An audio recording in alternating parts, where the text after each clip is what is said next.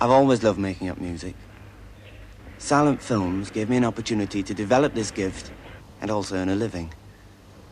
I was brought up in Scarborough on the east coast of Yorkshire. There are no musical conservatoires there, and I was largely self-taught. My love of the moors helped me in this. Up there, I could test my ear on the natural sounds around me and jot down the notes in a little book.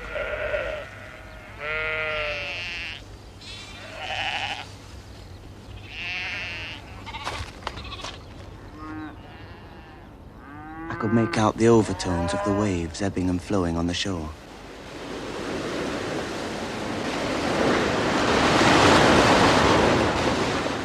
I was fascinated by the sounds of the seagulls, the rising thirds of their calls differing as they glided past.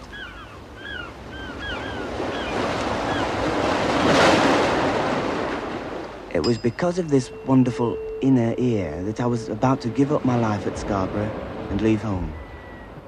Tomorrow I would be leaving for France. I was about to embark on a great adventure, which was to change my entire life.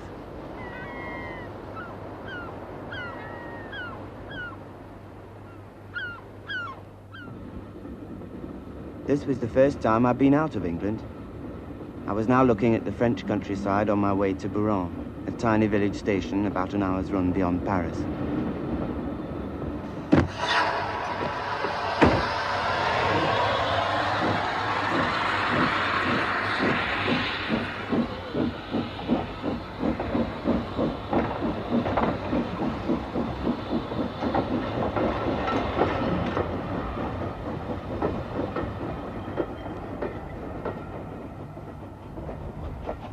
Mrs. Delius, I presume? Mr. Fenby, this is a pleasure. I am delighted that you have come out here to help my husband. We both appreciate your kindness very much.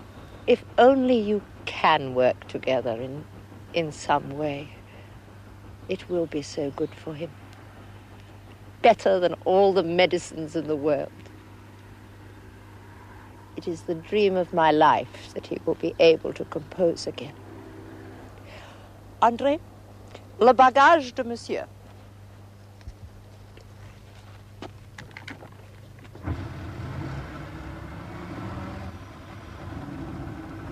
How is Mr. Delius? Delius is fairly well. He is still resting. He will be brought down for the evening meal. You will meet him then. You do play the piano. Oh, yes.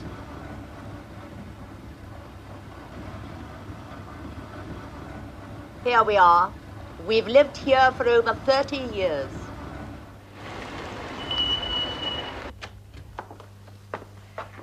This is the music room, where Delius has written all his finest music.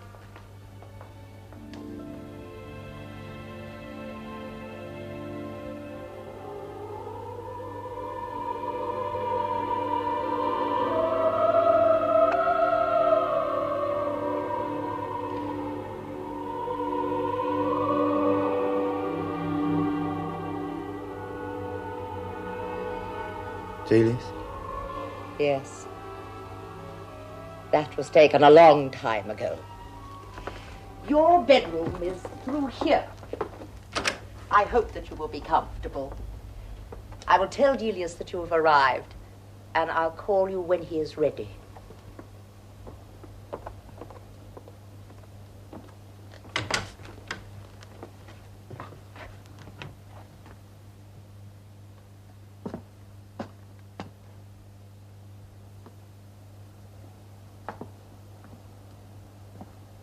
The atmosphere of the place was somehow sinister, and I felt ill at ease. What was I doing here? Why had I come? Music had nearly led me into the church. It had certainly converted me to the Roman Catholic faith. It had also led me here. I was playing chess one night with my father when Mother turned on the wireless for the news. There was music. But what music? I listened spellbound. and later heard the announcer say it was by Frederick Delius.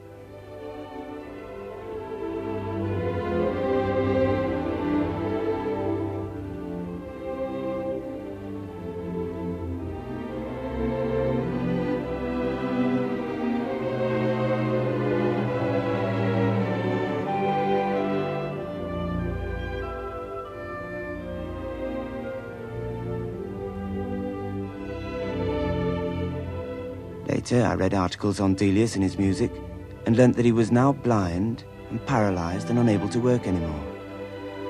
Apparently, there were several works which he'd begun and been unable to complete. He could bear with this misfortune if only he could finish these scores. I remember how I walked for miles on the cliffs, reflecting on the helplessness of the man. What delicacy of feeling was in his music? What must such a sensitive nature be suffering? Couldn't anything be done?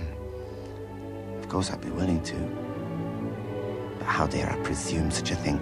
It was preposterous. I dismissed the idea. During the next few weeks, the conceit that I could help became an obsession. It was always there, and in the end I couldn't sleep for it.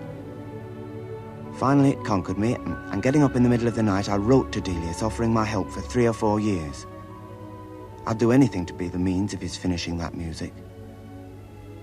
How it was going to be done? Well, God alone knew the answer to that. I told no one and waited anxiously for his reply. It came in the handwriting of his wife. Dear Mr. Fenby, I'm greatly touched by your kind and sympathetic letter and should love to accept your offer. Come here by all means as soon as you can and see if you like it. This is a lovely spot. Just a quiet little village, and our house is in a big garden close to the river. But of course, we live very much alone, and you will no doubt... Delius is waiting downstairs for you. Thank you.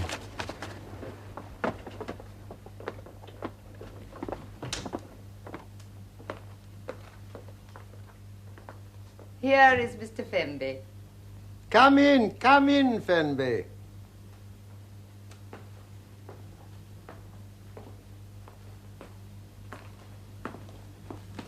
I'm very glad to meet you.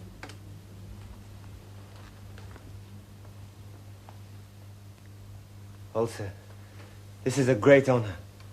I'm very proud and privileged to come here, and it's very good of you to receive me so kindly. Did you have a pleasant journey? Very pleasant, thank you, sir. Now, Fenby, make yourself at home. Use everything in your part of the house as if it were your own.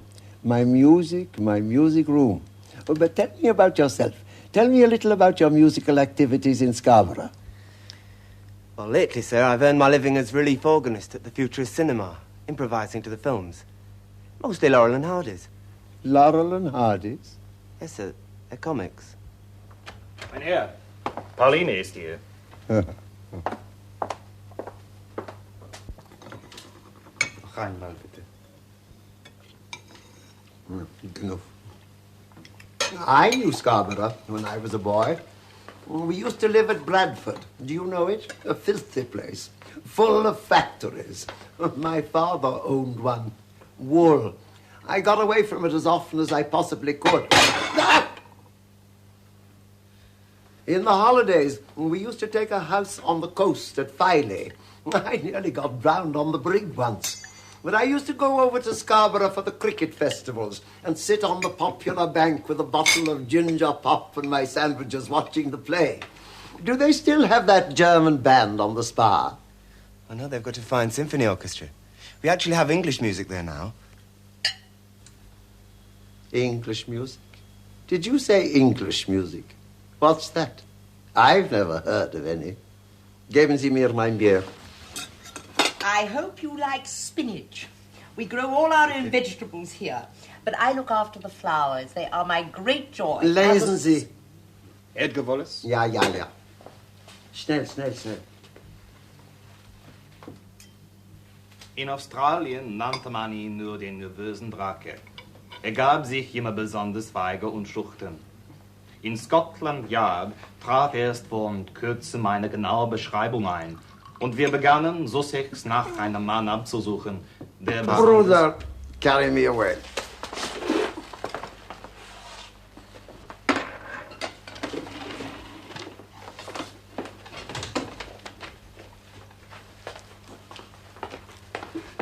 Don't worry about that. He often gets pain at this time of the day.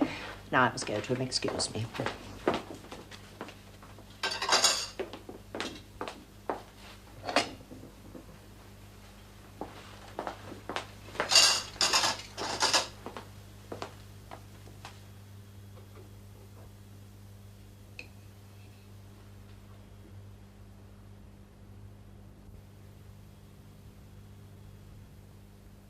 My mind was now full of anxieties.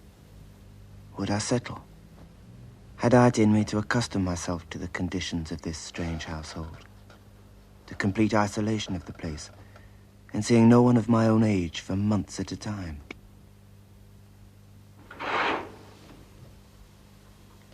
Monsieur Fenby! Monsieur Fenby, l'eau chaude!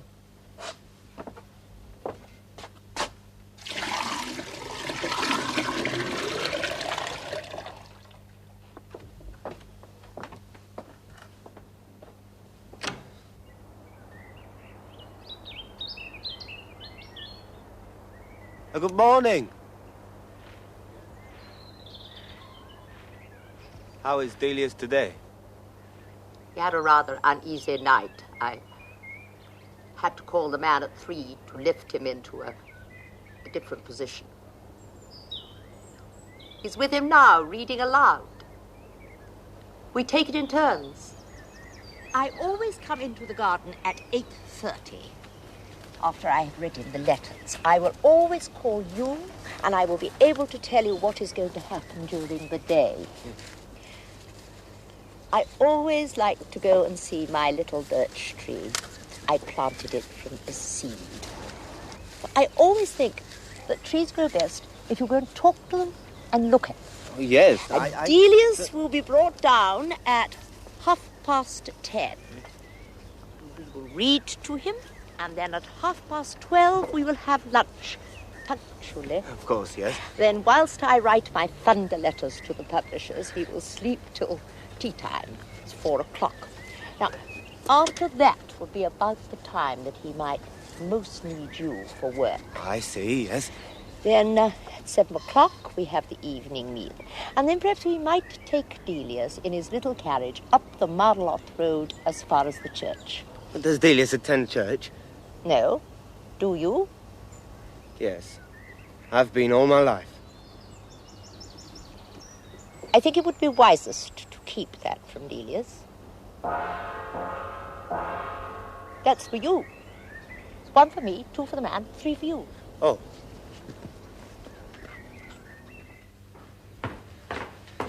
Here I am, sir. Now, Fenby, just read the headlines in the Continental Daily Mail. I'll tell you if there's anything I want to hear. The Prime Minister is planning a visit to the United States. No. Miners meet today, trying to find a way to call off strike. No. Are my feet touching? No, sir. And my legs straight? Yes, sir. Well, go on. The House of Commons is debating a bill to decide whether... No. I hate conjectures. Turn on the wireless. There's usually a concert from Radio Paris at this hour.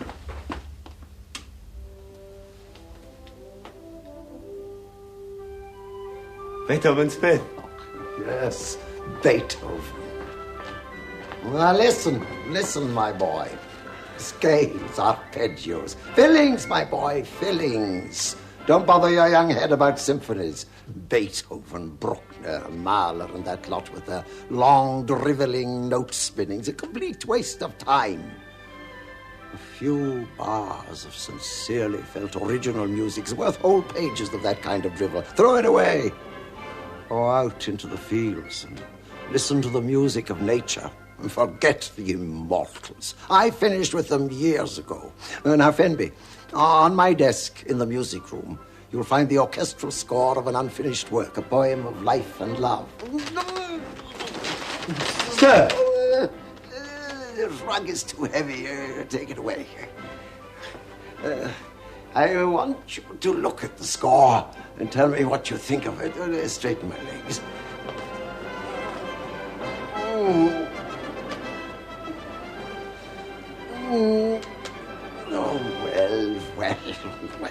Get the brooder.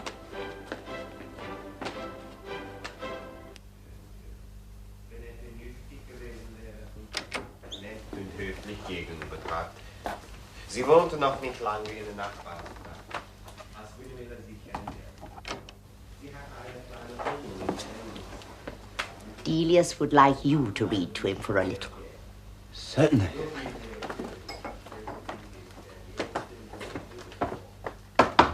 Don't knock, boy. Come in, come in. Don't ever knock, boy. That's all, brooder. You'll find a Mark Twain over there. Begin at chapter 13. The dinner hour drew near.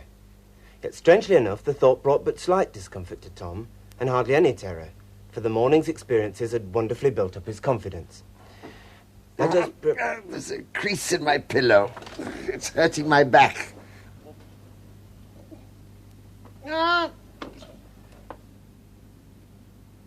Ah! Thank you, Mr. Fenby. I'll manage. Oh. All right, Ducky. All right, Ducky. There we are. That's it. That's it.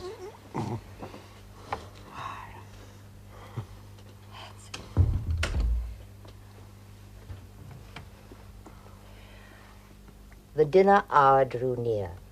Yet, strangely enough, the thought brought but slight discomfort. And hardly any... After 1 in the afternoon, Tom resignedly underwent the ordeal of being dressed for dinner. He found himself as finely clothed as before, but everything different, everything changed from his ruff to his stockings. Well, that hath had its time. My suffering and my fellow suffering, what matter about them? Do I then strive after happiness? I strive after my work. Well, the lion hath come. My children are nigh. Zarathustra hath grown ripe, mine hour hath come. This is my morning, my day beginneth. Arise now, arise, thou great noontide. Thus spake Zarathustra, and left his cave, glowing and strong like a morning sun coming out of gloomy mountains. Salisbury lachte. Ich finde sie wunderbar, sagte Aber warum ist er in mein Zimmer eingestiegen? Weeks went by in a changeless routine. Delius was too ill to think about music. The reading continued day and night all round the clock. There was a little church down the road, and I did manage to step in there from time to time. It was a relief to hear a bit of music again. Apart from this, my only recreation was walks in the garden with Jelka. Nobody called on us, and we called on no one. Not even our neighbours.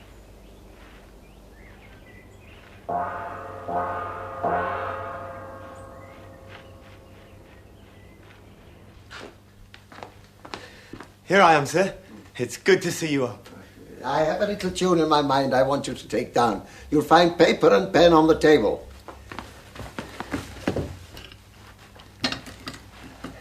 Ready, Delius? Ta-ta-ta, ta-ta-ta, ta-ta-ta-ta. Hold it. Ta-ta-ta-ta, ta-ta-ta-ta-ta. Hold it. Ta-ta-ta-ta, ta-ta-ta-ta-ta. Hold it. Ta-ta-ta, ta-ta-ta, ta-ta-ta. Have you got that? Now sing it. Delius, what key is it in? A minor. Well, I can't... We'll try again. Ta-ta-ta, ta-ta-ta, ta. It would help if you called out the notes. Then I could... Oh, very well. A, B, C, B, C, D, C, D, A, C. Have you got that? I'm afraid not, sir. Well, try again. Ta-ta-ta, ta-ta-ta, ta-ta-ta-ta. Fred! Jelka, that boy is no good. He's too slow. He cannot even take down a simple melody.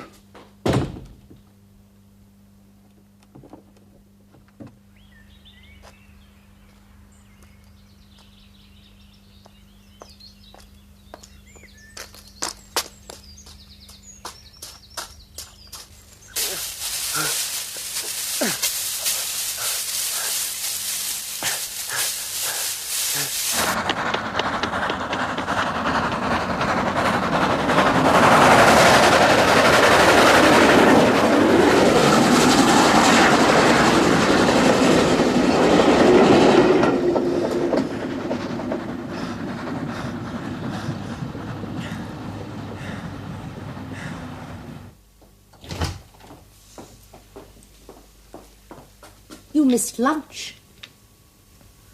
I was a bit upset. I'm sure he understands. He was wondering what you thought of the poem of Life and Love. I can't possibly tell him what I think of it. It's so poor. You must tell him exactly what you feel. You are the only musician likely to be here for some considerable time. And though I have no technical knowledge to know whether you are right or wrong, I do believe in you. You must forget your youth and stand up to him. Now, I will always stand by you.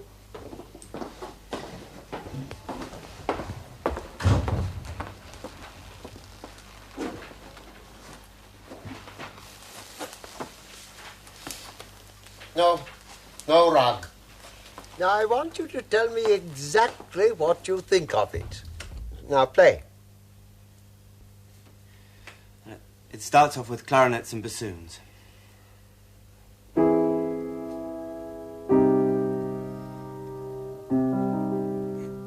Frankly, I don't like that second chord. I don't like the way that fifth is doubled there. Well. Go on, then. Yes? I'll play that again for you. Well, go on, straight on.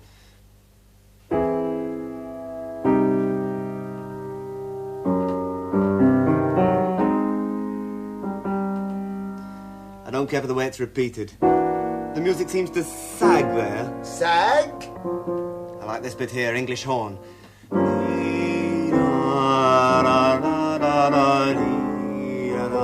Pizzicato. Bassoon. Now the horns.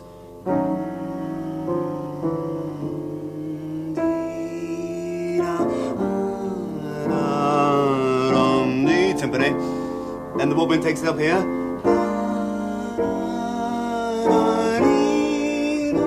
Ah, yes. I remember.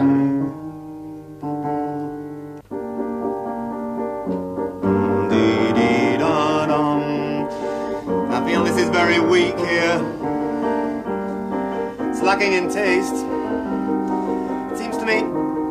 I was looking at your Avontier this morning, and it seems to me this sort of thing was done so much better there. Well, I don't know, boy. Play that bit again.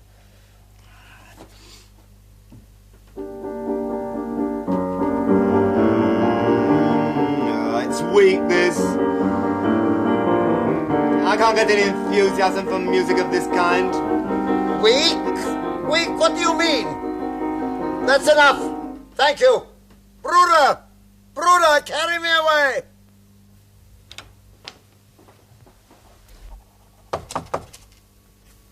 Come in. Monsieur Delius vous demande en bas. Monsieur Delius.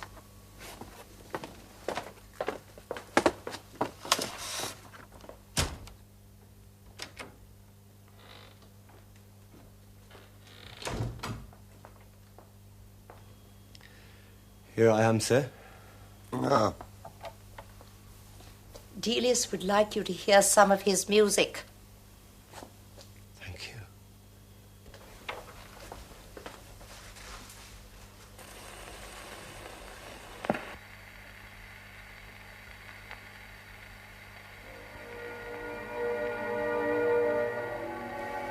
Oh, really, Jelka? After all these years, you don't know the difference between the first side and the second. And I was so anxious to get the needle right. But it's so easily done. Stupid lettering.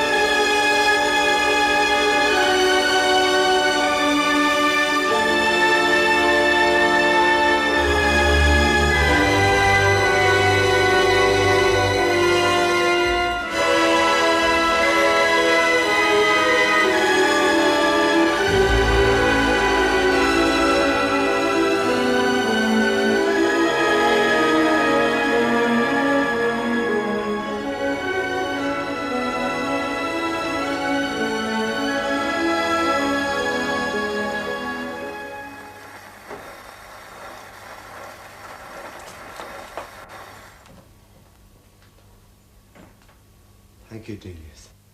Get the brooder. Now, tomorrow, if I'm feeling well enough, I'll get the man to carry me upstairs to the music room. We'll see if something can't be done about that poem. Yes, Delius. And don't let the stove go out. It was chilly in there today.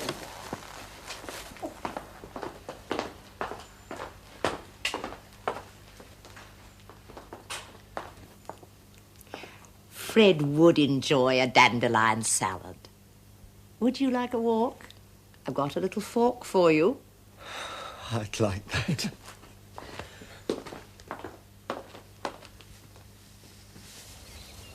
Today we had a letter from Universal Edition. Delius's publishers, they want to do a new edition of Hassan. I've asked them to send the proofs. Perhaps you could correct them. Send them back for us. I'd be delighted. Wasn't Hassan one of the last things Delius wrote before he lost his sight? Yes, he was gradually losing the power of his hands, but he was still able to supervise these things. Percy Granger helped him with the orchestration of some of the dance numbers up in our cottage in Norway. That was about the time I was carting him all over Europe, spending a small fortune trying to cure him. There are times when I would love Fred to hear his music again in the concert hall. It's the last time Wiesbaden gone there for cure. Isn't there anything that can be done? No, we're trying homeopathic remedies. Because these days Fred doesn't care if his music is played or not, but I've been writing to Beecham, asking him, why can't he record Paris? And when is he going to do the Songs of Sunset again? I went through the Radio Times, and there is not a single piece of Delius this week. I said I've been through the Radio Times. There's not a single piece of Delius this week. Fred and I used to pick primroses here. Now then, Fenby, let's have that little tune that you liked. The bit you picked out before. It's immediately after that, it seems to me, that the real trouble lies. Now begin where it starts on the strings. No, that's right. And the clarinets come in. Now, flute and clarinet in octaves. 2 horns and bass clarinet. Yes, I remember. Now it's there. I'm not happy about it from here onwards. Now, we'd better have ta, ta, ta, ta, ta. Well, then start then on a quarter note. A quarter note. Quarter note, I said. That is a quarter note. Try again. Yes. D sharp E. Ta, ta. But those aren't quarter notes, Delius. Quarter notes are surely semiquavers. You sang a crotchet in a minute. Quarter notes? A quarter note is a crotchet. Well, oh, I see. That's the German nomenclature. I was brought up the English way. No, not that way. Now, D sharp to E, first violins. Now, write that bit down. Ready? Got it, yes, got it, sir. got it. Ta, ta, ta, ta, ta. No. Ta, ta, ta. Ta, ta, ta. Well, play it again. That's it. What have you got in your bass?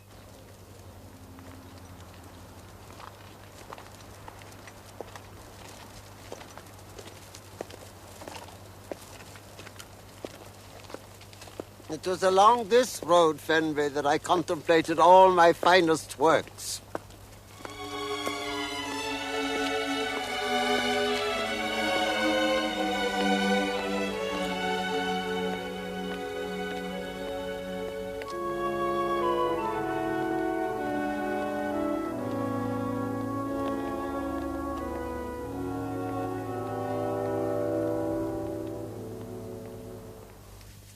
Now then, Fenby, where were we from yesterday? Cellos and basses? Yes, I think it should be an A, cellos and basses. Very good. Now, inner parts.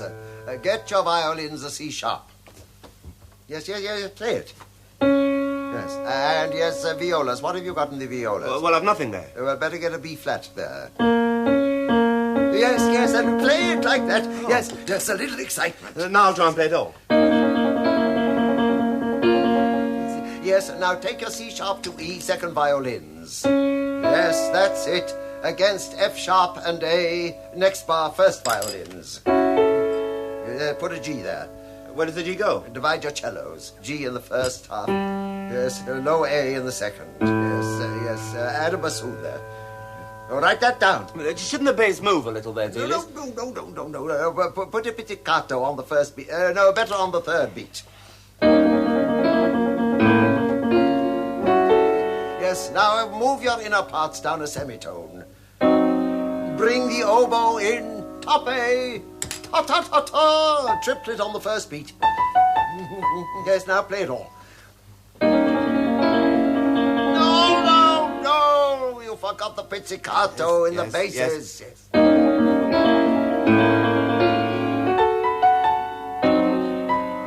That's it, Eric. Good.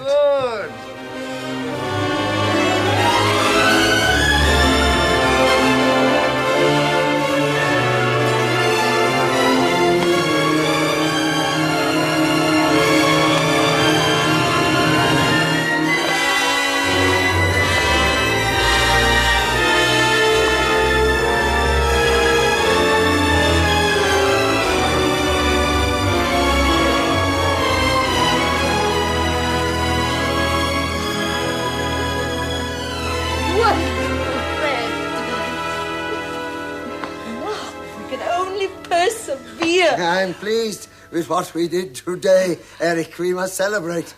Pauline, champagne. Oui, monsieur.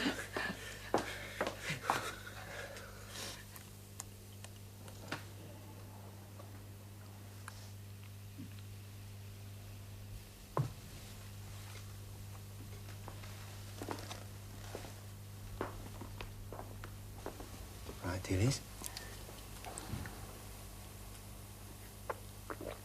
Thank you, Eric. Sit down. What have you got there, Jelka? Brig Fair, Fred. Oh, no, not that one. Not tonight. Play that record of the Revelers. Old Man River.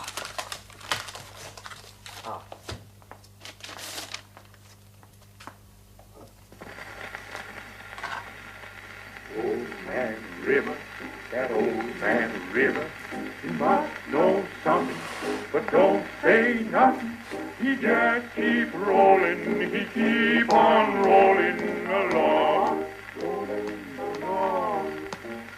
He don't plant potatoes, he don't plant cotton, and then that planting is soon forgotten. But old man River, he just keep rolling along, rolling along. That was how the Negroes used to sing in Florida. Oh, I loved Florida. I was demoralized when I left Bradford. It was in 1884, and I was just about your age when I sailed for America. I wouldn't join my father in the wool business, and he wouldn't let me be a musician. So I was packed off to grow oranges. All right. It was Thomas Ward who saved me. He was an organist I met in Jacksonville. And he taught me everything I wanted to know about harmony and counterpoint. I didn't realize his sterling worth as a teacher until I went to Leipzig Conservatoire. He came over to my orange plantation at Solano Grove and gave me lessons, and that was how I came to write Appalachia. Put it on, Jelka. But it wasn't all work. At nights, we used to go out with the Negro servants to shoot alligators in the creeks. Oh, I got on very well with the Negroes.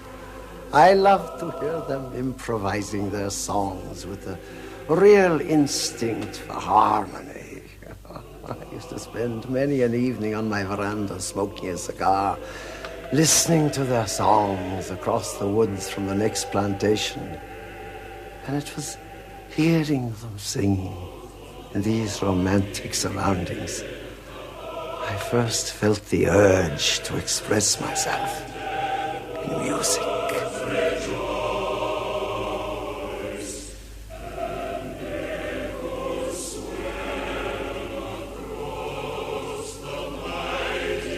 Stream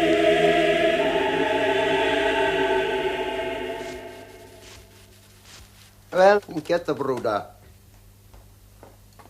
We won't wait for the brooder to come back, Fred. Eric and I'll carry you up. Oh, no, you'd only drop me. No, Fred, we'll manage. All right. Now then, if you're ready, we'll lift you. Put your arms around our shoulders, Delius. Sit. Now, up we go. And make sure that the bedroom door is open. Last night it was closed, and to open it, he used my head as a battering ram. Where's the sun? There's a bit of cloud in the way. But you said it was coming. I don't feel it yet. There'll be a break in the cloud soon. When? When? About a minute. You can understand the ancient Persians worshipping the sun. How still it is today. Nature is wonderful. It was through sitting and gazing at nature out in Florida that I gradually learnt the way in which I should eventually find myself. But it wasn't until years after we'd settled down here that I really found myself. Nobody could help me. Contemplation, like composition, cannot be taught. What on earth's that? Good morning, Fred. How are you today? Percy! He's throwing a tennis ball over the roof. Now try to catch it the other side. Go and stop him before he breaks his neck.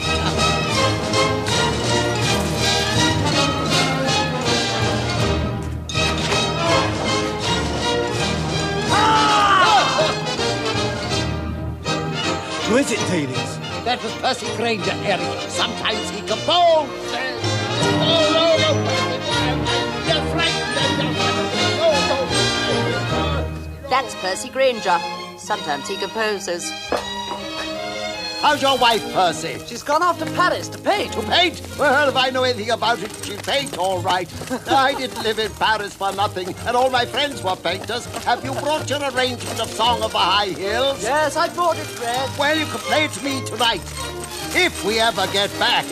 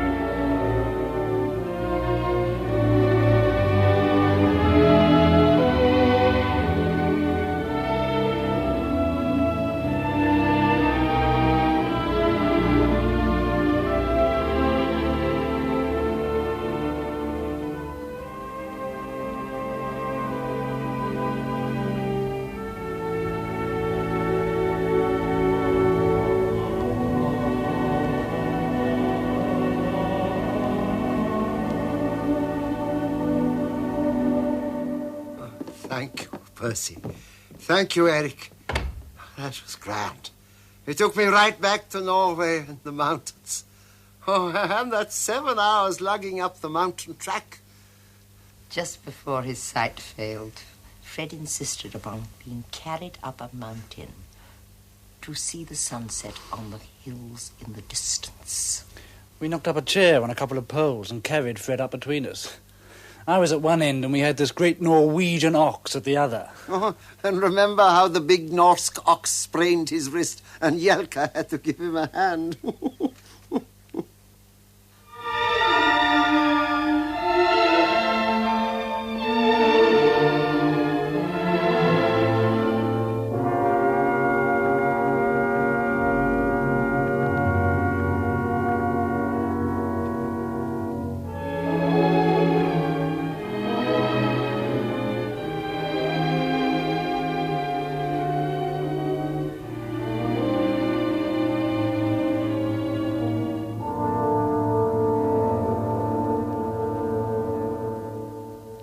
Enormous clouds that piled themselves up near the top. It seemed hopeless.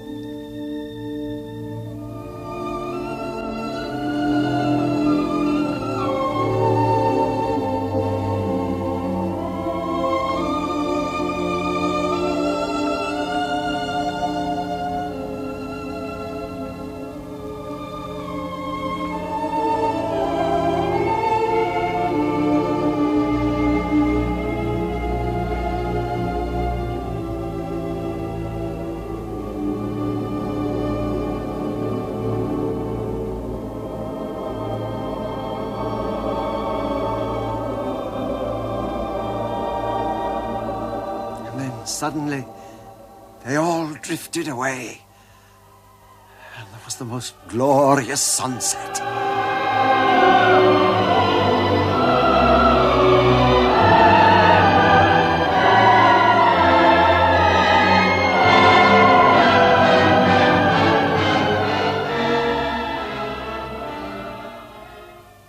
And going back, I slid down the mountainside on my backside.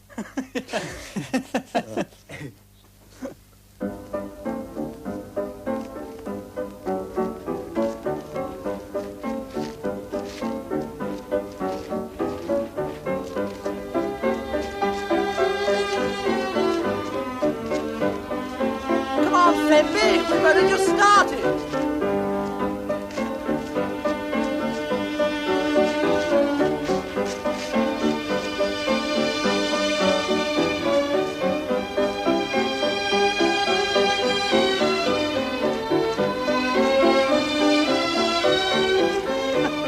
I think it's marvellous what you're doing for Fred.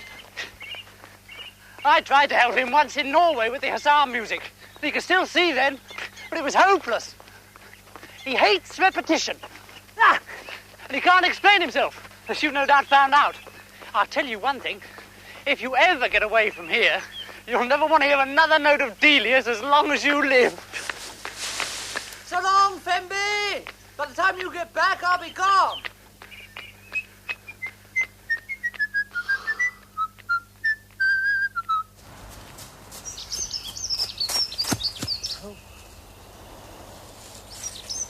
Good morning.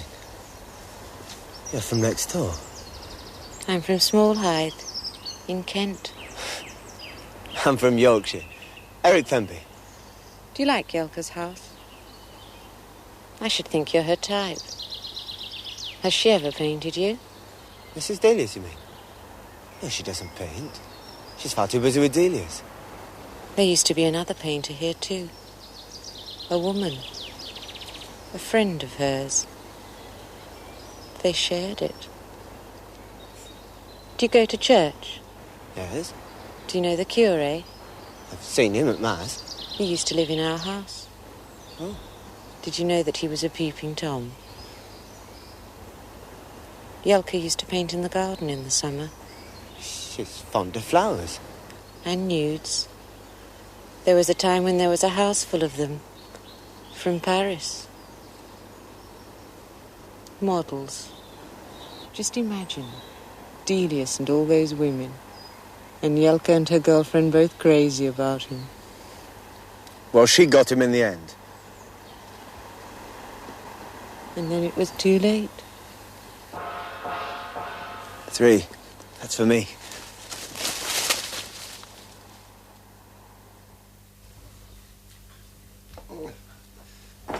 You wanted me, Delius? Where have you been? I wanted to dictate a progression for orchestra, and now I've forgotten it. I'm sorry, Delius. I was talking to the girl next door. What are your intentions towards this girl? Marriage?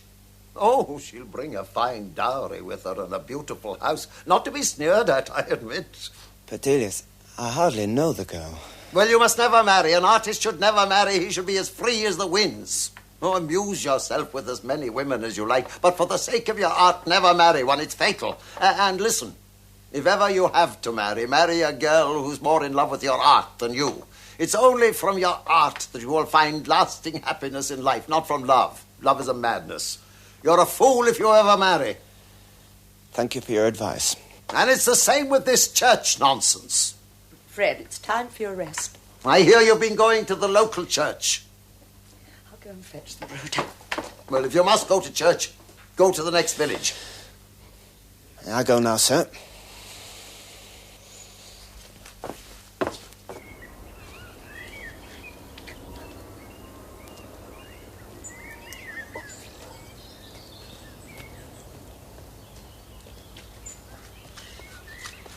I regret being the cause of that outburst. It was really most embarrassing. Oh, I'm used to that. You know, there are times when I wonder if I can go on. I've never stood in his way. I've always given him the right conditions for work. But he's so hard, so stern. It must be his illness. No. No. You should have known him when he was well. He'd come downstairs from the music room on Fridays during our early years here. And he'd go off to Paris. Sometimes he'd stay away for days. I just had to stand by while he enjoyed himself with other women. There were terrible scenes with abortions, everything. But I knew that he'd always come back to me. And he did. I can't reconcile such hardness with such lovely music.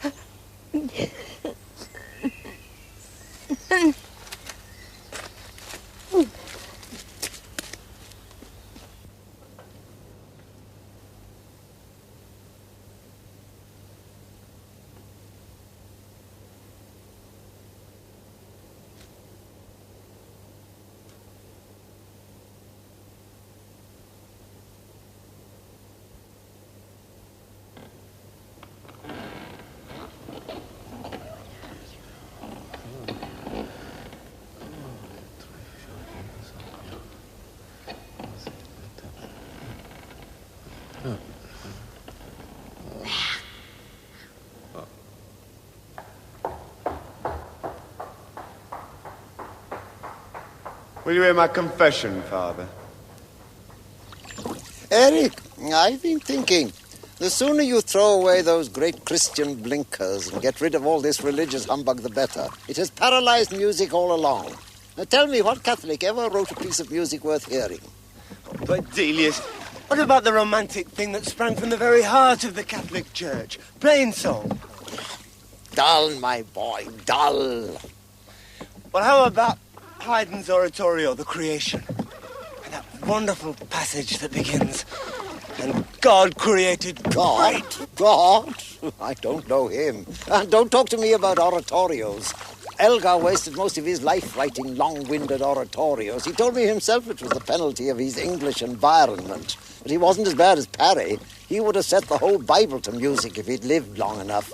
Oh, to be a success in England, you've got to be a second Mendelssohn. He gave the public what they wanted. Oh, rest in the Lord. My Requiem has been played in England only once.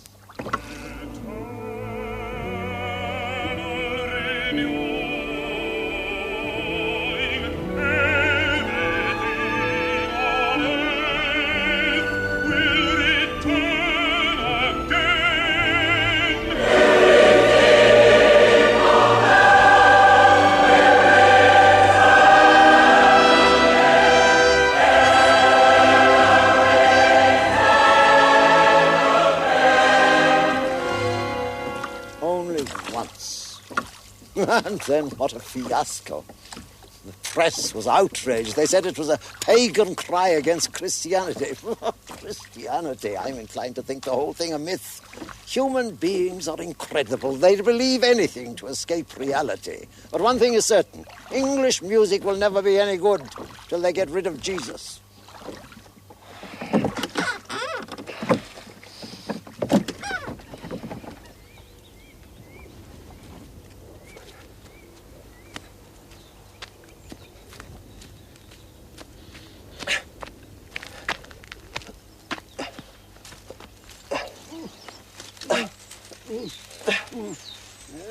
My legs. Have you brought your notebook, Eric? Yes, Delius. Get it. Are you ready? In a moment. Ready then? Come on, Yes, come Delius. on. I want you to write down a new opening to our poem. And I don't like that title. Call it Song of Summer.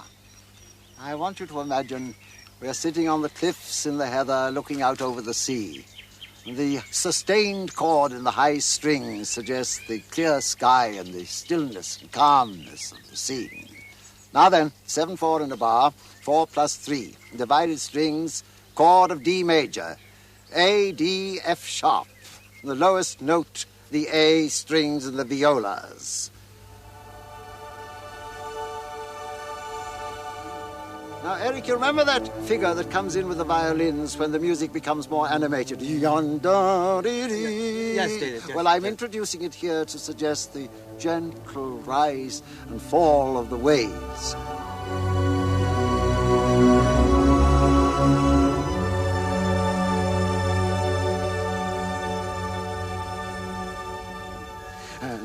Now, I want a semi-quaver run-up. In tones, in the solo flute, from top D to A. Now, 3 beats on the A, and then come down again. Tier, tier, hold it for the rest of the bar. Now, the tier figure is the same value as that which comes later in the solo oboe passage. Is the tier in the flute G natural, Delius? Yes. Right. The flute figure suggests a seagull flying by.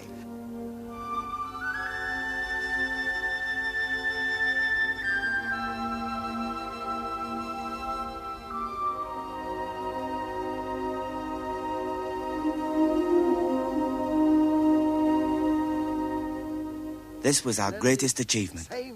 Whenever Delius was well enough, we worked. We finished a violin sonata, 2 vocal works, and several pieces for orchestra. After 4 years, it seemed as if my task was completed. Now, Eric, this is our biggest task. Everything we've done hitherto was just a preparation for this. There are just some sketches I made on billheads in Norway years ago. Now, Jelka has written out the words of the 5 movements. You've got the words of the first poem.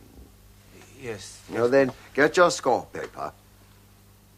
We shall want the biggest kind. Yes, ready? 32 staves, 2 flutes, 2 oboes, English horn, 2 B-flat clarinets, bass clarinet, 3 bassoons, double bassoon, 4 horns in F, 3 trumpets in C, 3 tenor trombones and tuba, timpani, harps, 1st and 2nd sopranos, 1st and 2nd altos, 1st and 2nd tenors, 1st and 2nd basses, 4 parts each, and the strings. Now, Eric, read the words of the first poem.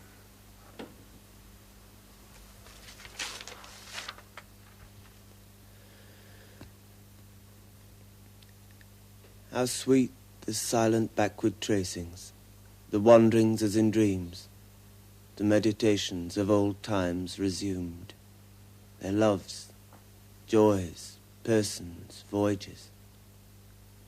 Apple orchards, the trees all covered with blossoms, wheat fields carpeted far and near in vital emerald green. The eternal, exhaustless freshness of each early morning, the yellow, golden, transparent haze of the warm afternoon sun. The aspiring lilac bushes with profuse purple and white flowers. Now, Eric, are you ready?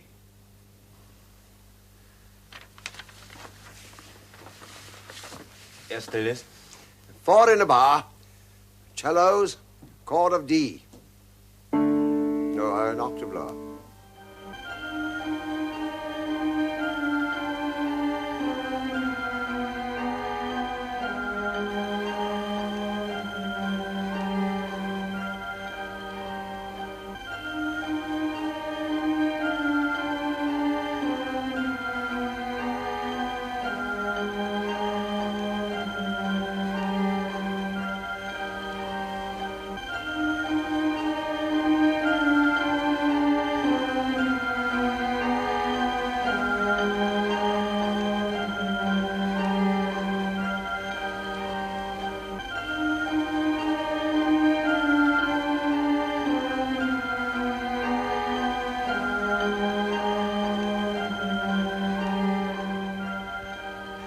Now, on the third beat, voices. On the third beat, 1, 2, how sweet, second sopranos, top D. How sweet, how sweet. Yes, sir, that's it.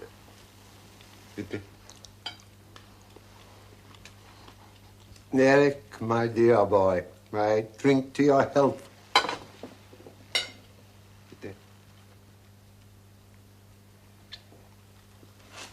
Rouse.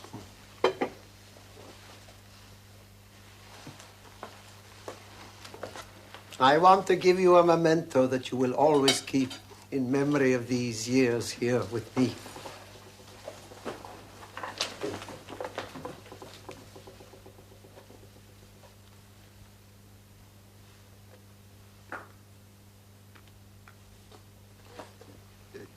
Take this and wear it for me. You have given me a new lease of life.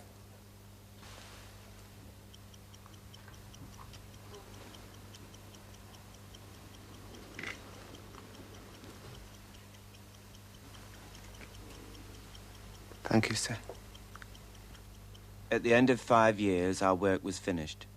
And on the understanding that Delius was to send for me should he want to compose again, I left for England to supervise the publication of all the dictated works. My sisters welcomed me home with a party.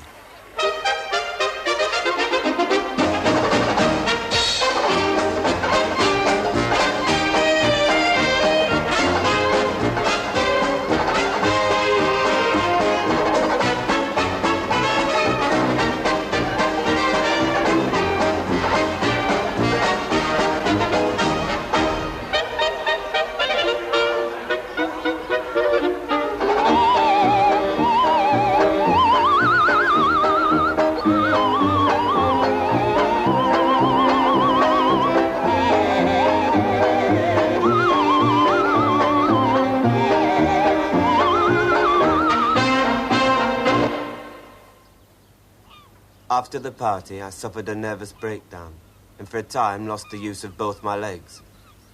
Whilst I was recovering from this illness, a telegram arrived from France. Please come at once. I'm operated on tomorrow. Clinic St. Joseph, Fontainebleau, Jelka.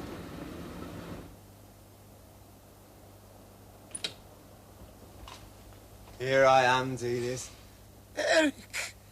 Eric, is it you, Eric? Oh, lad, it's good to have you back. Come here. Come here. Where are you? Oh, what a catastrophe this is. Jelka so ill, and here I am left alone. My man is so rough and uncouth. I want you to sleep there in Jelka's bed beside me. No, it'll be all right, Delius. Us Yorkshire tykes will pull through. I saw Jelka at Fontainebleau. She's all right. She'll be home in a few days. What would we have done if she had died? twist my pyjama sleeve round. There's a crinkle under my arm.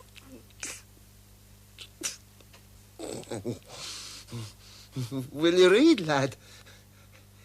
Let's read Huckleberry Finn again.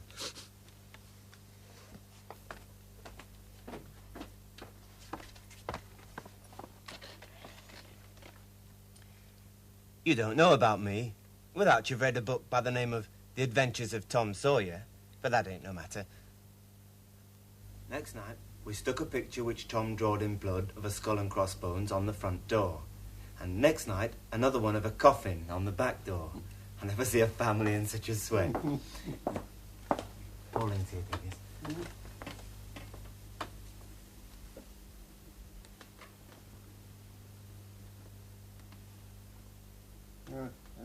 Merci. Ça va?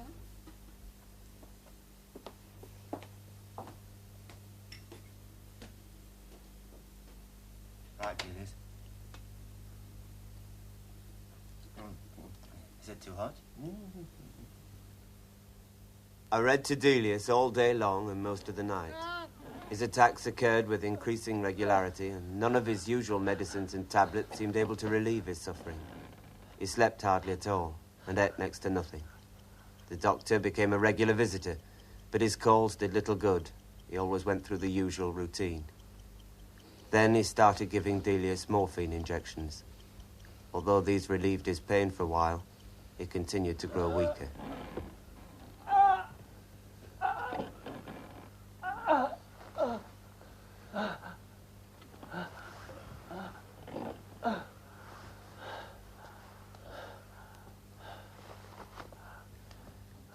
Delius would have no one else in the room, so I was unable to visit Jelka in the nursing home. I heard that the operation, it was for cancer, had been successful and that she would be home soon. After a fortnight, I was on volume 9 of Mark Twain. Wherever the exiled Englishman can find in his new home resemblances to his old one, he is touched to the marrow of his being. The love that is in his heart inspires his imagination, and these allied forces transfigure those resemblances into authentic duplicates of the revered originals. Delius? Who do you think is here? Jelka?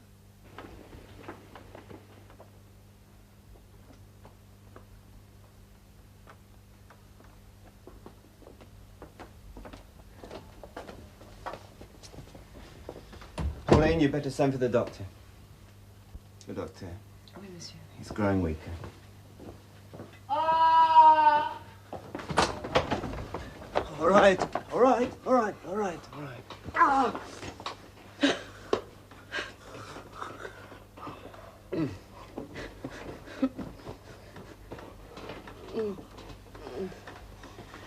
right, I've sent for the doctor. There's nothing else we can do for him.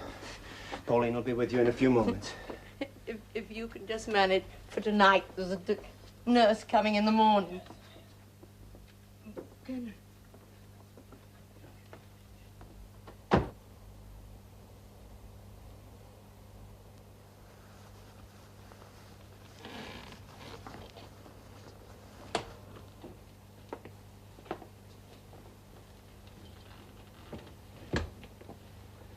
Monsieur Fenby, since you appear to be the only responsible person in the house, I must warn you that Monsieur Delius cannot be expected to live for more than a few days. You understand?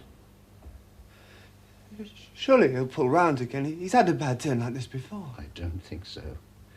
Anyway, when he becomes too restless, you will send for me. I'll give another injection of morphine. There's nothing more I can do. You understand? Delius is full of life. I know there's hope for him. Monsieur Fenby, there has been no hope for 30 years. Your friend is dying of syphilis.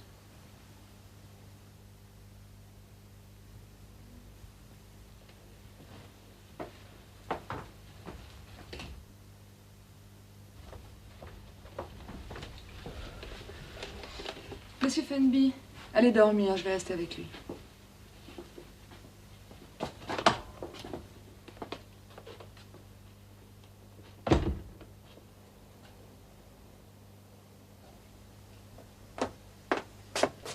Monsieur Fenby, Monsieur Fenby, réveillez-vous, réveillez-vous.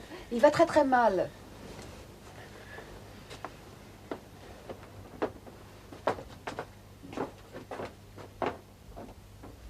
Delius. Delius? This is Eric.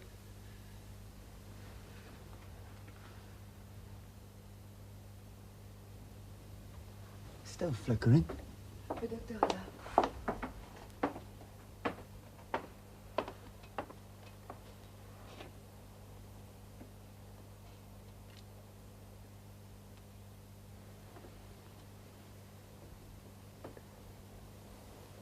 His hand's going cold.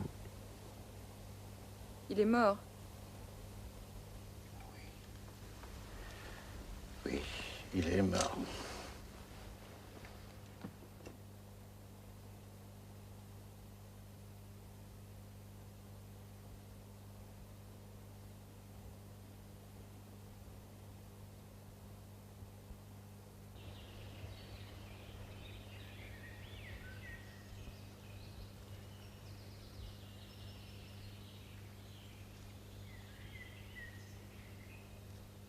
The death occurred early this morning at his home in France of Frederick Delius, the composer. Born in Bradford, Yorkshire in 1863, Delius spent most of his days abroad.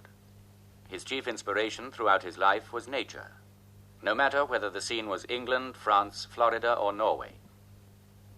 But like Wordsworth, he learned to hear in it the still, sad music of humanity. After 1918, Delius gradually became more and more subject to an illness which left him totally blind and completely paralyzed for the last years of his life.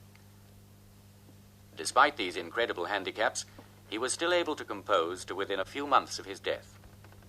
In this, he was aided by his amanuensis, Eric Fenby. Here is a moment from one of his last works, A Song of Summer.